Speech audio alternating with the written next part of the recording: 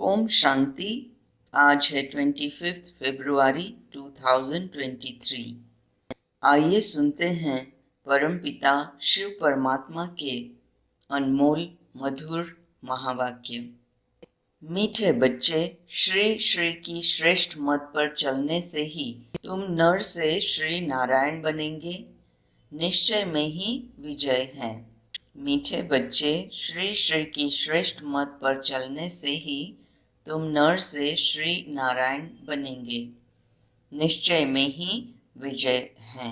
प्रश्न: ईश्वर की डायरेक्ट रचना में कौन सी विशेषता अवश्य होनी चाहिए? ईश्वर की डायरेक्ट रचना में कौन सी विशेषता अवश्य होनी चाहिए? उत्तर: सदा हर्षित रहने की। ईश्वर की रचना के मुख से सदैव ज्ञान रत्न निकलते रहें। चलन बड़ी रॉयल चाहिए। बाप का नाम बदनाम करने वाली चलन ना हो। रोना, लड़ना, झगड़ना, उल्टा सुल्टा खाना, यह ईश्वरीय संतान के लक्षण नहीं। ईश्वर की संतान कहलाने वाले अगर रोते हैं, कोई अकर्तव्य करते हैं, तो बाप की इज्जत गंवाते हैं। इसलिए बच्चों को बहुत बहुत संभाल करनी है। सदा ईश्वरीय नशे में हर्षित मुख रहना है। ओम शांति। बच्चों का मुखड़ा देखना पड़ता है। यह कोई साधु संत नहीं, बाप दादा और बच्चे हैं। इसको कहा जाता है ईश्वरीय कुटुंब, परिवार। ईश्वर यानी परमपिता, जिनका बच्चा है यह ब्रह्मा। फिर तुम हो ब्रह्मा कुमार कुमारियां। वह है वर्ल्ड का फादर। यूं सारी दुनिया के 3 फादर तो होते ही हैं। एक निराकार बाप, दूसरा प्रजापिता ब्रह्मा, तीसरा फिर लौकिक बाप। परंतु यह किसी को भी पता नहीं है। चित्र आदि भी बनाते हैं, लेकिन जानते नहीं कि यह कब आए थे। शिव का भी चित्र है। ब्रह्मा, विष्णु, शंकर का भी चित्र है। परंतु वह क्या पाठ बजाते हैं, उन्हों का नाम क्यों गाया जाता है, यह कोई भी नहीं जानते। भल बहुत पढ़े हुए हैं, लाखों की संख्या लेक्चर सुनने जाती है, परंतु तुम बच्चों के आगे जैसे कुछ भी नहीं जानते। बिल्कुल ही तुच्छ बुद्धि है।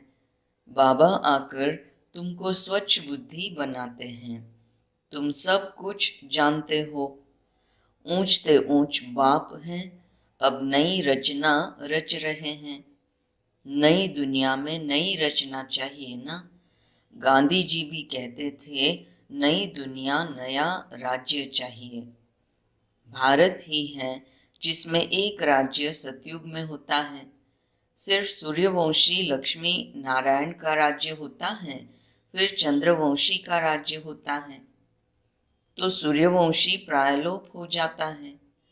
फिर कहा जाता है चंद्रवंशी राज्य। हाँ, वह जानते हैं कि लक्ष्मी नारायण होकर गए हैं, परंतु कहलाएगा राम सीता का राज्य। तो ब्रह्मा कोई क्रिएटर नहीं है, रचयिता एक बाप है। शिव बाबा रचता आते हैं, आकर बतलाते हैं कि मैं कैसे नई रचना रच रहा हूँ। ब्रह्मा द्वारा तुम ब्राह्मणों को रच रहा हूँ, तो बाप से जरूर वर्षा मिलना चाहिए।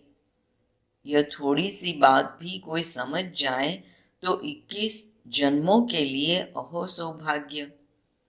कभी भी दुखी व विधवा नहीं होंगे। यह किसी की बुद्धि में पूरा नशा ही नहीं है बहुत सहज। अभी गीत बजा है, तकदीर जगा कर आई हूँ। ओम शांति। तुम आते हो इस पाठशाला में। किसकी पाठशाला है? श्रीमद् भगवत की पाठशाला। फिर उनका नाम गीता रख दिया है। श्रीमद् श्रेष्ठ ते श्रेष्ठ परमात्मा की है। वह अपने बच्चों को श्रेष्ठ मत दे रहे हैं। आगे तो तुम रावण की आसुरी मत पर चलते आए हो।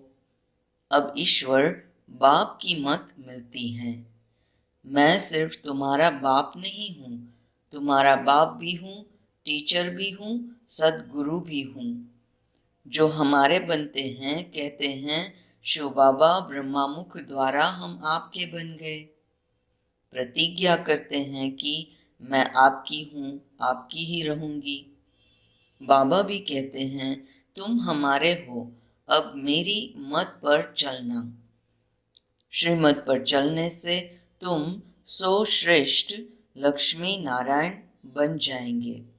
गारंटी है। कल्प पहले भी तुमको नर से नारायण, नारी से लक्ष्मी बनाया था। ऐसा कोई मनुष्य कह न सके, किसी को कहने आएगा नहीं। यह बाप ही कहते हैं मेरे बच्चे, मैं तुमको राजयोग सिखलाकर फिर से स्वर्ग का मालिक बनाता हूँ। सतयुग है अल्लाह की दुनिया। भगवती भगवान को अल्लाह कहेंगे। इस समय सब उल्टे लटके हुए हैं। चील आकर टूंगा लगाती है ना, यहाँ भी माया टूंगा लगा देती है। दुखी होते रहते हैं। अभी बाप कहते हैं तुमको इन दुखों से, विषय सागर से क्षीर सागर में ले चलते हैं। अब क्षीर सागर तो कोई है नहीं। कह देते हैं विष्णु सूक्ष्म वतन में क्षीर सागर में रहते हैं। यह अक्षर महिमा के हैं। अब मैं ज्ञान सागर तुम बच्चों को स्वर्ग का मालिक बनाता हूँ। तुम काम चिता पर बैठने से जलकर काले बन जाते हो। मैं आकर तुम पर ज्ञान वर्षा करता हूँ, जिससे तुम गोरे बन जाते हो। शास्त्रों में यह अक्षर है।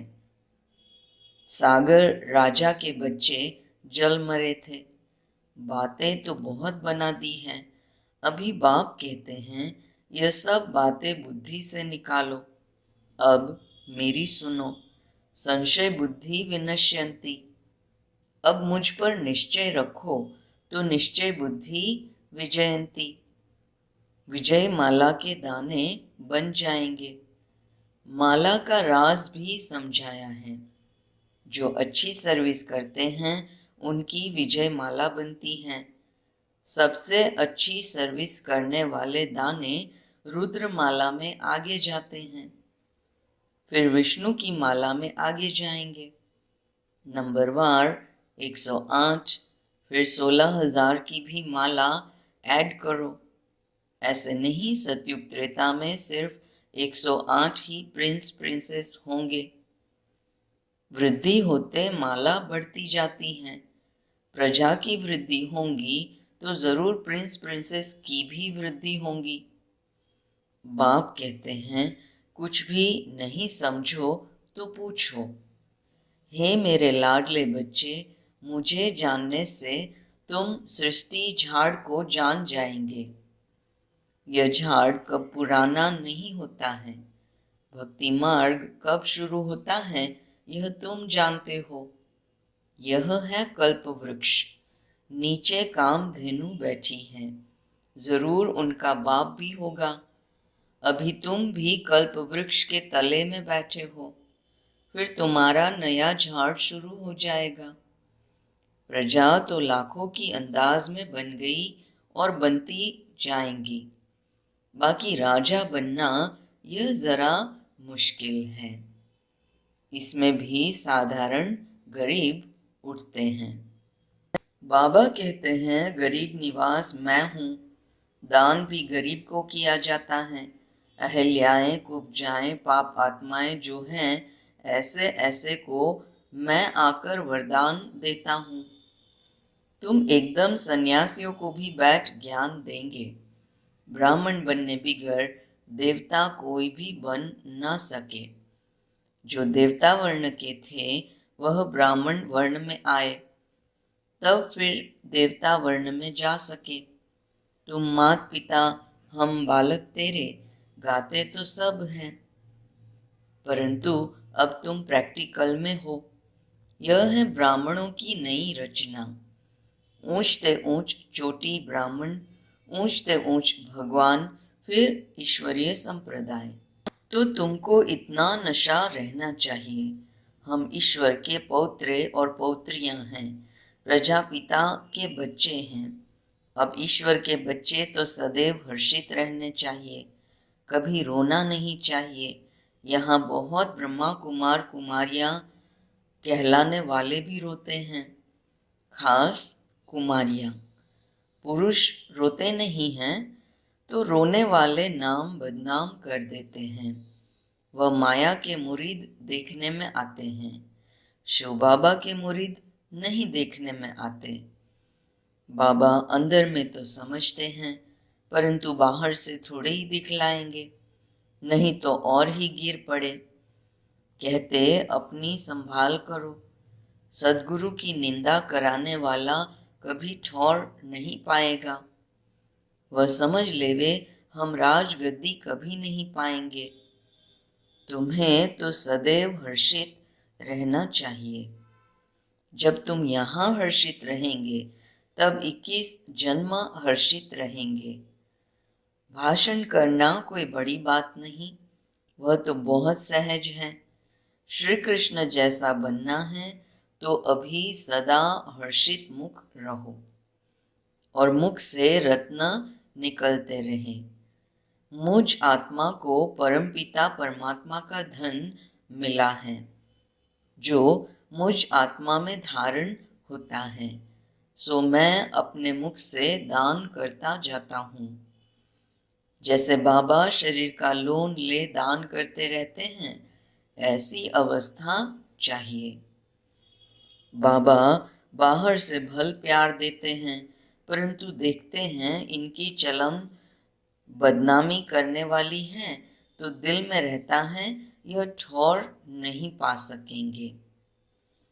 बाबा को उलहने भी मिलते हैं, ईश्वरीय संतान फिर रोते क्यों? आबरू यानी इज्जत तो यहाँ ईश्वर की जाएंगी ना। रोते हैं, झगड़ते हैं, उल्टा सुल्टा खाते हैं। देवताएं रोते तो भी और बात, यह तो डायरेक्ट ईश्वर की संतान रोते हैं, तो क्या गति होगी। ऐसा अकर्तव्य कार्य नहीं होना चाहिए जो बाप की आबरू गवाऊं। हर बात में संभाल चाहिए। तुमको ईश्वर पढ़ाते हैं। इस समय तो जितने मनुष्य उतनी मतें हैं, एक ना मिले दूसरे से। तो बाप समझाते हैं यहाँ तुम बैठे हो अपनी ऊंच से ऊंच तकदीर बनाने। ऊंच तकदीर सिवाय परमात्मा के और कोई बना न सके।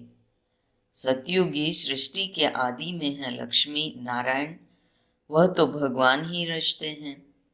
उसने लक्ष्मी नारायण को राज्य कैसे दिया, यथा राजा रानी तथा प्रजा कैसे हुई, यह कोई नहीं जानते। बाबा समझाते हैं कल्प के संगम युग पर ही मैं आकर लक्ष्मी नारायण का राज्य स्थापन करता हूँ। बाबा कहते हैं तुमको राज तिलक दे रहा हूँ। मैं स्वर्ग का रचयिता तुमको राज तिलक नहीं दूंगा तो और कौन देगा।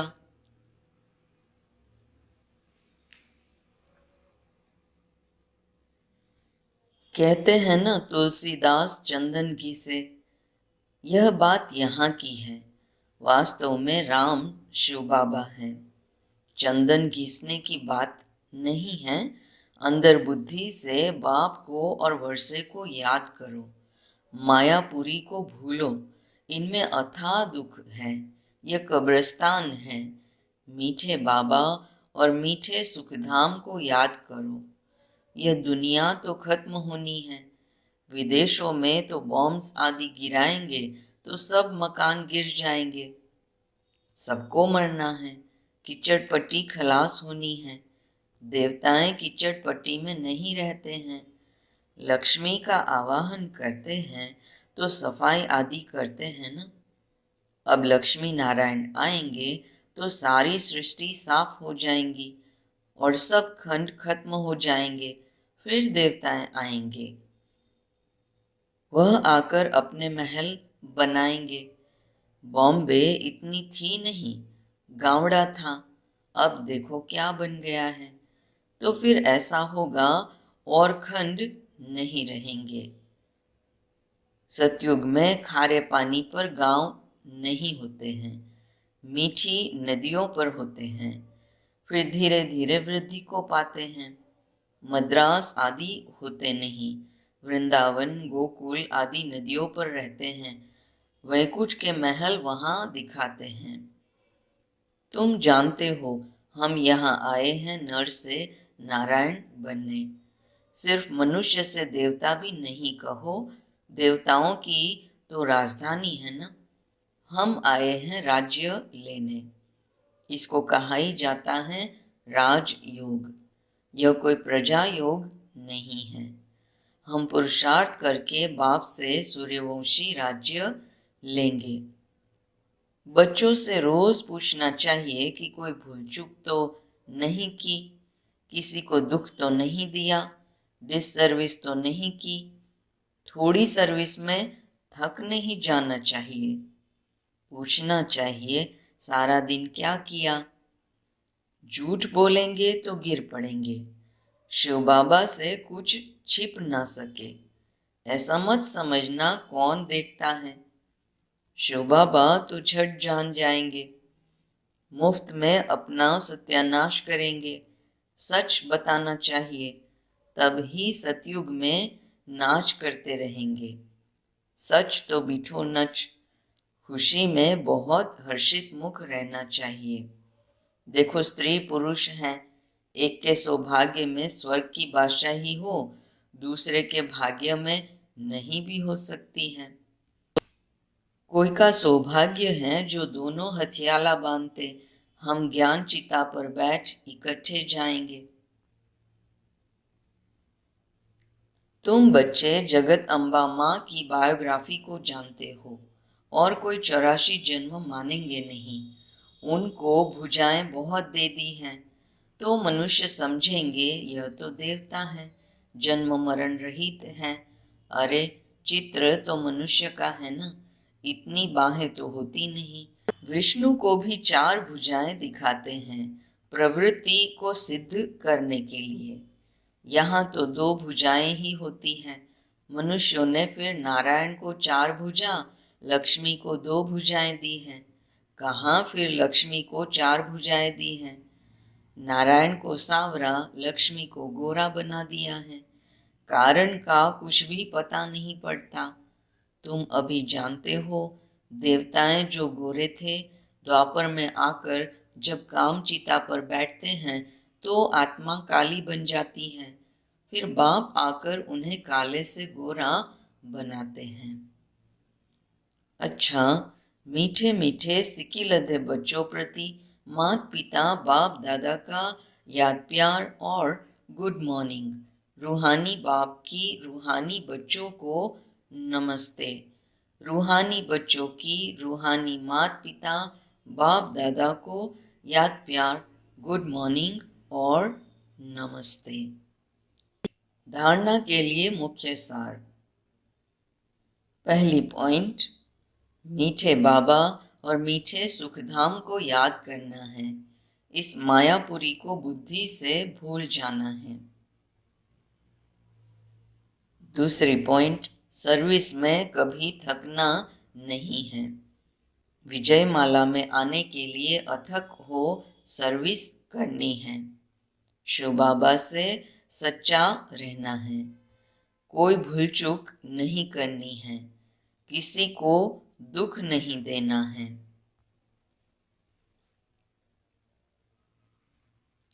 वरदान 1 के पाठ द्वारा निराकार आकार को साकार में अनुभव करने वाले वरदानी मूर्त भव। एक के पाठ द्वारा निराकार आकार को साकार में अनुभव करने वाले वरदानी मूर्त भव।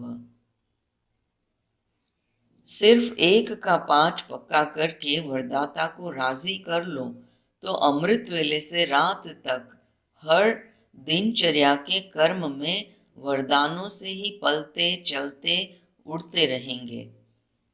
वह एक का पाठ है, एक बल एक भरोसा, एक मत एक रस, एकता और एकांत प्रिय। यह एक शब्द ही बाप को प्रिय है। जो इस एक का पाठ पक्का कर लेते हैं उन्हें कभी मुश्किल का अनुभव नहीं होता। ऐसी वरदानी आत्मा को विशेष वरदान प्राप्त होता है, इसलिए वे निराकार आकार को जैसे साकार अनुभव करते हैं। श्लोगन: किसी से किनारा करके अपनी अवस्था बनाने के बजाय सर्व का सहारा बनो। किसी से किनारा करके अपनी अवस्था बनाने के बजाय सर्व का सहारा बनो। ओम शांति।